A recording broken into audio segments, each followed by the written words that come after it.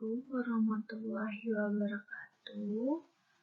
Perkenalkan, nama saya Damasinta Noi Azhara dengan NPM 20 20 1500 659. Di sini saya akan menjelaskan apa itu penyandang disabilitas dan satu contoh kasusnya.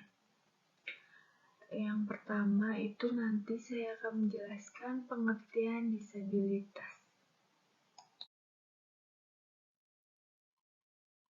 Pengertian disabilitas. Istilah disabilitas difungsikan untuk menunjukkan kepada seseorang yang memiliki ketidakmampuan sejak lahir, yang disebut cacat dan sifatnya tetap. Yang dikenal masyarakat mengenai disabilitas atau difabel adalah seorang penyandang cacat. Hal ini yang secara langsung menafsirkan bahwa penyandang disabilitas adalah seseorang yang kehilangan sebagian anggota tubuhnya. Selanjutnya, lanjutan dari pengertian disabilitas dilansirkan dari artikel bahwasannya pada Convention on the Rights of Persons with Disabilities (CRPD) di New York, Amerika Serikat pada tahun 2007 telah menyepakati bahwasannya penyandang disabilitas merupakan seseorang yang memiliki keterbatasan fisik, mental, atau intelektual dalam jangka waktu yang relatif lama, dan memiliki kesulitan dalam berbaur terhadap masyarakat. Namun, istilah cacat digantikan oleh disabilitas oleh akademis dan masyarakat untuk tidak menyinggung penyandang, karena hal ini harus diperhatikan saat berhadapan dengan penyandang agar tidak merasa sakit hati atas perkataan. Penyandang disabilitas merupakan seseorang yang lemah secara fisik ataupun mental dibandingkan individu yang lain, sehingga perlakuan khusus kami berikan dalam penanganan disabilitas, sehingga payung hukum yang diperoleh untuk disabilitas lebih terkhususkan. Realitasnya dalam penanganan disabilitas masih belum terrealisasi baik secara sepenuhnya. Hal ini dikarenakan masih kurang kesadaran masyarakat terkait regulasi yang telah dikeluarkan oleh pemerintah tentang disabilitas, hak-hak disabilitas, serta hal yang perlu dilakukan untuk disabilitas. Di sisi lain, penyandang disabilitas tidak sedikit yang menjadi korban kekerasan, sehingga penyandang disabilitas mengalami ketakutan tersendiri untuk bergerak dan memiliki kepercayaan diri yang minim.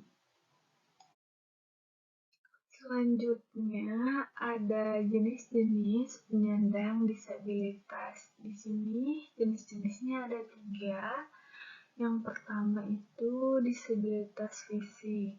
Kelainan pada tubuh atau disebut disabilitas daksa merupakan keterbatasan dalam gerak pada anggota tubuh. Hal ini terjadi karena bawaan dari lahir atau diakibatkan oleh penyakit atau kecelakaan. Nah, yang kedua ini ada disabilitas mental. Mental rendah atau disabilitas grahita, di mana IQ, inteligensi quotient berada di bawah rata-rata, Disabilitas Grati dibagi menjadi dua, yaitu slow-learners dengan IQ di atas 7-90 dan anak berkebutuhan khusus dengan IQ di bawah 70. Nah, yang terakhir ini, yang ketiga, ada disabilitas ganda, di mana penderita memiliki lebih dari satu penyandang, seperti penyandang tuli dan bisu, penyandang mental rendah dan buta, dan lain sebagainya. Selanjutnya, ada hak-hak penyandang disabilitas. Pada Undang-Undang Republik Indonesia Nomor 08 Tahun 2016 tentang penyandang disabilitas terkait hak-hak penyandang disabilitas diantaranya yang pertama itu hidup meliputi hak atau penghormatan integritas, tidak dirampas nyawanya, mendapatkan perawatan dan pengasuhan yang menjamin kelangsungan hidupnya, bebas dari penelantaran, pemasungan, pengurungan, serta penguncilan, bebas dari ancaman dan berbagai bentuk eksploitasi, dan bebas dari penyiksaan, perlakuan dan penghukuman lain yang kejam, tidak manusiawi, dan merendahkan martabat manusia.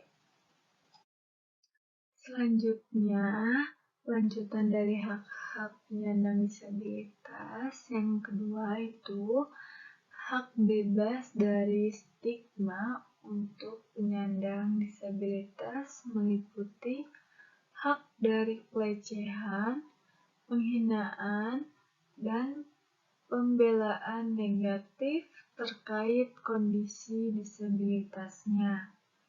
Nah, yang ketiga, ada hak pendidikan, yaitu hak atas memperoleh pendidikan yang layak, dan hak pekerjaan, kewirausahaan, dan koperasi di mana penyandang disabilitas berhak untuk mendapatkan pekerjaan dan memperoleh upah terhadap pekerjaan.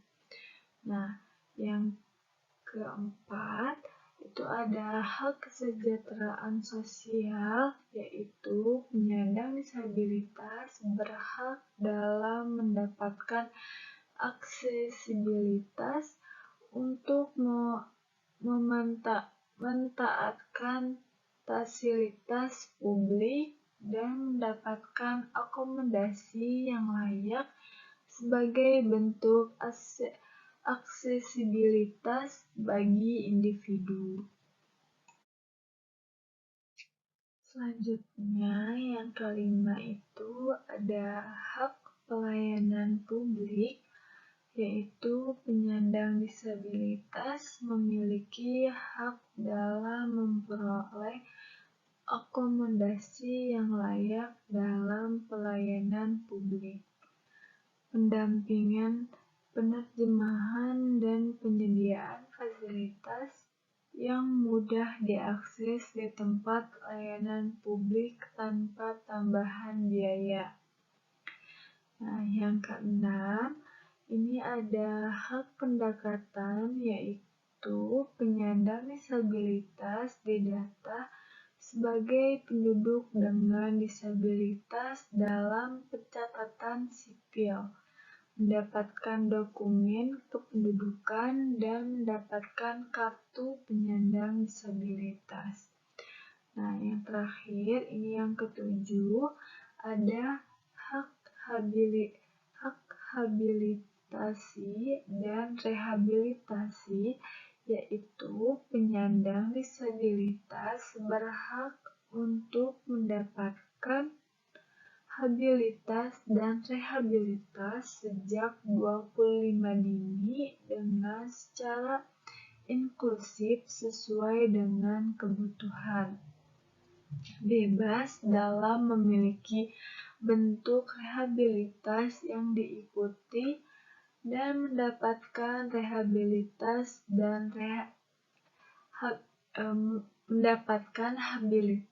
dan rehabilitas yang tidak merendahkan martabat manusia. Nah, di slide ini kita masuk ke dalam pembahasan. Di sini saya memiliki contoh kasus yang memiliki penyandang disabilitas dengan cacat fisik yang masuk ke dalam cacat polio. Penjelasan lebih lanjutnya akan kita bahas di slide berikutnya. Deskripsi karakteristik klien. Nama YDL, klien berusia 16 tahun yang masih duduk di sekolah SMP kelas 3. Klien sempat tidak naik kelas karena sering tidak masuk karena klien merasa tidak percaya diri dengan keadaan fisiknya yang berbeda dengan teman-temannya. Klien mengalami cacat fisik yang dimana tangan dan kaki sebelah kirinya sulit digerakkan atau sulit dipakai untuk melakukan aktivitas secara normal. Hal ini terjadi pada saat klien berusia 5 tahun, yang dimana orang tuanya baru menyadari tangan dan kaki klien tidak berfungsi dengan baik pada saat itu. Klien juga sempat terapi kemana-mana, tapi hasilnya nihil. Keluarga klien tidak pantang menyerah memberikan semangat kepada klien, tetapi klien sudah tidak mau lagi terapi karena menurut klien dirinya tidak akan pernah berubah. Tetapi dengan keadaan klien yang bisa disebut dengan penyandang disabilitas, klien tetap melakukan aktivitas dengan baik. Walaupun klien sempat tidak naik kelas, tetapi klien sangat rajin untuk berangkat ke sekolah, dan klien juga sering diajak bermain oleh teman-temannya di sekolah. Walaupun klien selalu tidak percaya diri dan selalu ingin di rumah terus, dengan dukungan dari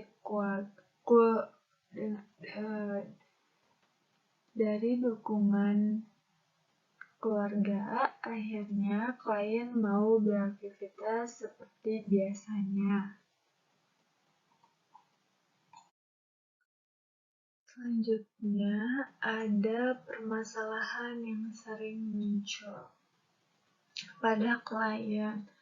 Masalah bergaul dan komunikasi di mana klien masih kurang percaya diri untuk bermain bersama dengan teman-temannya. Klien juga lebih suka menyendiri daripada kumpul dengan teman-temannya yang lain. Klien juga sangat malu saat berkomunikasi dengan orang di sekitarnya, terutama orang yang baru klien kenal. Tidak hanya itu, di sekolah, terutama orang yang baru kenal, tidak hanya di sekolah, di rumah pun sama, klien merasa minder dengan saudara-saudaranya. Maka dari itu, klien lebih suka berdiam diri di kamar daripada harus keluar rumah. Selanjutnya ada analisis kebutuhan klien. Klien membutuhkan alat bantu seperti kursi roda atau tongkat yang bisa menopang diri klien. Klien kadang suka merasa lemas kalau klien berjalan terlalu lama atau berdiri terlalu lama. Karena keterbatasan ekonomi, klien harus bisa melatih kakinya untuk tetap kuat saat dipakai jalan jauh atau berdiri yang cukup lama. Walaupun keadaan ekonomi klien yang kurang baik, klien tidak pernah kehilangan sosok kasih sayang kedua orang tuanya. Orang tua klien selalu memberikan semangat dan dukungan kepada klien. Nah, selanjutnya di sini ada potensi yang bisa dikembangkan oleh klien. Walaupun keadaan fisik klien yang bisa dikatakan kurang baik, klien memiliki keterampilan khusus. Contohnya, klien lebih cepat tanggap dalam pembelajaran di sekolah. Dan klien juga sangat menyukai pembelajaran bahasa Inggris. Setiap pembelajaran bahasa Inggris, klien selalu mendapatkan nilai yang sangat bagus dibandingkan dengan teman-temannya.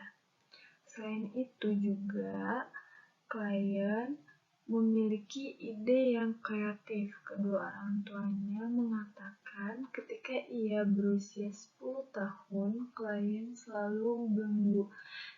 selalu membuat mainan dari kayu atau dari kardus walaupun hasilnya tidak sebagus orang normal pada umumnya. Tetapi klien selalu semangat membuat mainan dari barang-barang bekas. Selanjutnya ada kendala yang dihadapi dalam proses wawancara.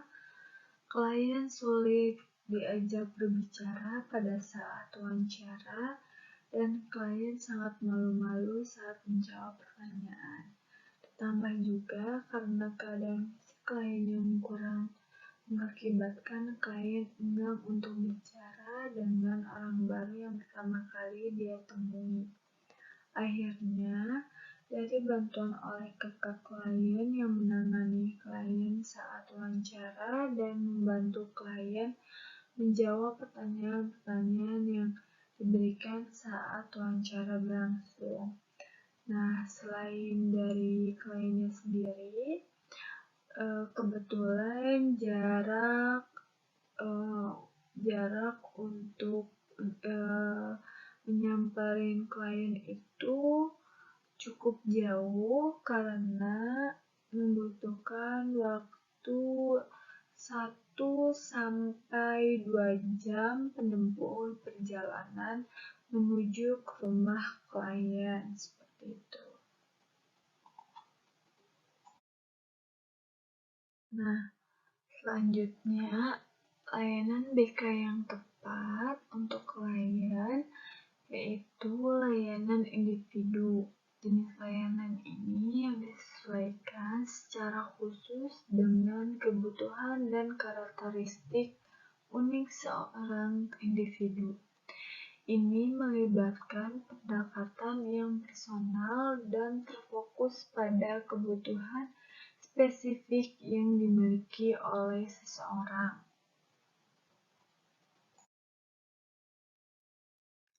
Slide terakhir yaitu ada kesimpulan.